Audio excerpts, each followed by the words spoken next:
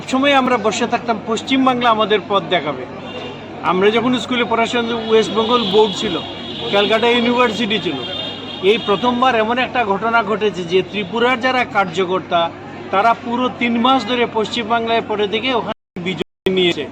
এটা আমাদের কাছে বিশাল বড় গৌরবের যে ত্রিপুরার যারা কার্যকর্তা আছে, আমাদের মুখ্যমন্ত্রী, প্রাক্তন মুখ্যমন্ত্রী, অন্যান্য এমএলএ সবাই মিলে কাজ করেছে। এটাতে আমাদের আরও বেশি আনন্দ।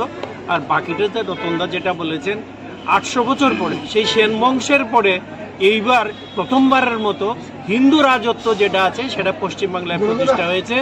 এবং এখন 22টা স্টেটে কিন্তু আমাদের ভারতীয় জনতা পার্টি, এবং কেরালার মতো জায়গায়ও কিন্তু আমরা আমাদের যে এমএলএ হয়েছে।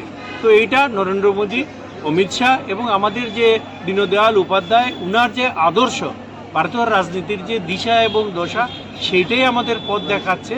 তো সেই ব্যাপারে এটা আমাদের আনন্দ করার কথা, আনন্দ করছিও আমরা। এবং সেই উদ্দেশ্যে ওদের প্রতি, এবং আমাদের সবচেয়ে দুঃখের ব্যাপার যে মমতা ব্যানার্জির 15 বছর রাজত্বে 315 জন কিন্তু আমাদের লোক শহীদ হয়েছে। সেটা আমাদের কাছে বিশাল বড়। এবং আরও মজার ব্যাপার, এইবার এত বড় একটা ইলেকশন হলো, প্রথমবারের মতো পশ্চিমবাংলায় একটা লোকও মারা যায়নি। তো এর থেকে আনন্দের আর কি আছে? তো সেই ব্যাপারে আমরা আজকের ওই উদ্দেশ্যেই আমরা সব বেরিয়েছি। এক তো যারা এখানে কাজ করেছে, আমাদের সরকার সমাজে ধন্যবাদ জানাতে, সেই জন্য আমরা এখানে জড়ো হয়েছি। আমাদের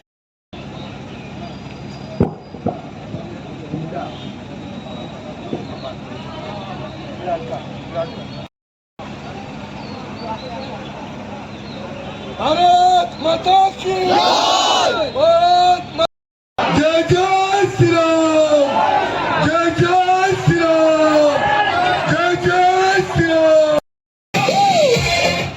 जय श्री राम, जय श्री राम, आज के नाच में सारा धाम।